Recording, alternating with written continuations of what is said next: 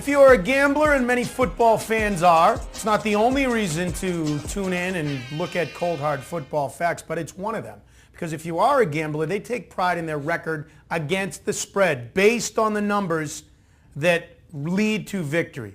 So before we get to our specific game that we want to look at this week and our bet on it segment, Kerry, where are you guys with against the spread right now? We've had a rough little middle of the year stretch, but we're still 17 games over 500 for the year, but we're like almost 80 games over 500 since 2009, all documented. And the thing is, Butch, we don't pick and choose our spots.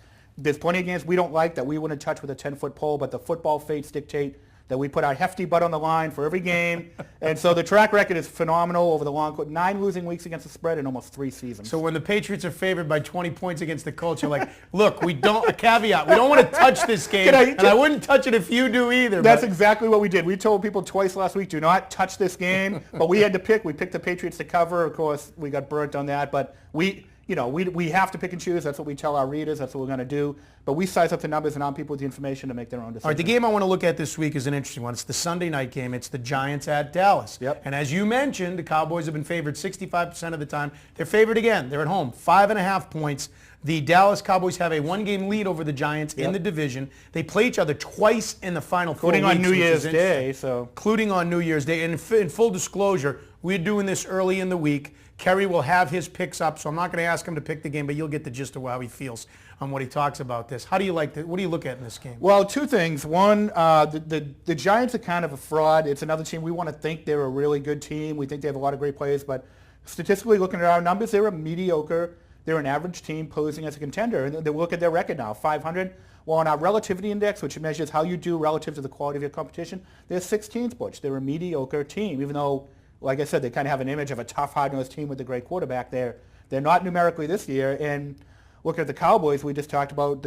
They're much better at home than they are on the road. And right now this shapes up as a win for the Cowboys. And one indicator, by the way, this Relativity Index I mentioned, the best predictive stat in all of football, it predicts a winner all by itself, regardless of who's home, who's away. Predicts a winner in 67% of all NFL games just by itself. So what is the Relativity Index? It measures how well you perform relative to the quality of your opposition. So if your opponent gives up 10 points per game for the sake of argument, you score 20, you're plus 10 in that game relative to the quality of their defense. So it does that for offense and defense for every team over the course of the season.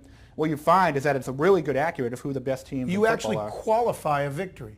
How good or bad it was. Yeah, based on how many, you may only score 14 points in a game, but if that's the 49ers and they're only giving up 14 points per game, well, you kind of, you match the average. You're matching So what are the Cowboys? What's their relativity? Right now, they're plus 3.4 points on average better than their opponents in each game, and the Giants are almost 1 point worse than their opponents relative to the quality of their average game. And the Cowboys, number 11 in that indicator, not great, but better than the Giants at number 16. And like I said, that indicator predicts a winner all by itself almost often, if not more often, than the Vegas. So again, you mentioned the Cowboys are number 11, not in the top 10 in your Relativity Index. And I would point to the fact that home versus a road, again, that goes back to our segment about them. They're phonies. They're front runners. So they should win this game. But when you look at the 5.5 point spread, how do you start? I mean, all your numbers say they should win this game, and again, because their home is a factor. But what about the spread? What if it were 6.5? What if it was 7? That's where kind of it becomes an art form as much as a science, because that number could move, and you can apply all the numbers and scientific analysis you want to it. But at the end of the day, that point spread is an artificial man-made construct. There's almost no way to do it scientifically because it moves. So there becomes a bit of an art form, and I think that's where we excel too, taking the numbers and applying it to real-life situations, who's hot, who's not, what factors are going to win and lose that particular game. So like I said, it's a little bit of art and a lot of science. I would make an argument that if I had to pick this game, I'd take the Giants. Yep. And the 2 factors for me would be division game. Yep.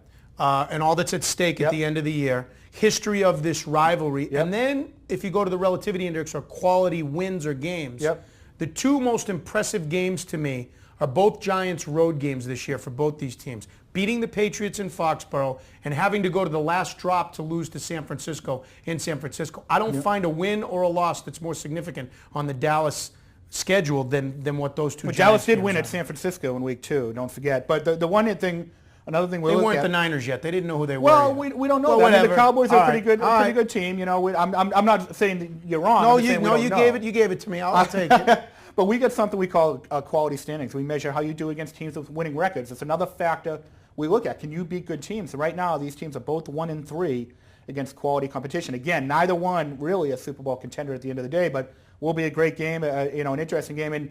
And you're right, that 5.5 points changes. Yeah, the Cowboys should win, but are they going to win by a touchdown? Half of all NFL games are won by less than a touchdown. Well, and it's early in the week here. That 5.5, by the time you're watching, if it's close to game time, my guess is it goes down into the 4s, maybe even 3.5, because all the early money will go on the Giants, and then they'll want Cowboys money later on. That's how Vegas works. And a lot of it is, we publish our picks, and if the line changes by the end of the week, we tell people, but, we can't, people get different lines from different people. You can't be chasing every individual line. Usually they're all within a half point or a point of each other.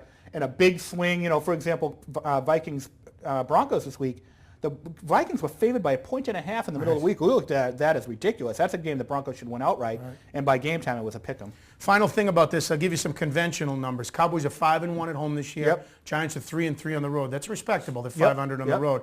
But here's the interesting thing about the rivalry, and I find this really interesting, where everybody always says, oh, Jets and Patriots, they play, all bets are off. It's true, though, in this rivalry in the NFC East. Dallas last year, for example, without Tony Romo, went into New York and beat the Giants. So they were 1-1 last year.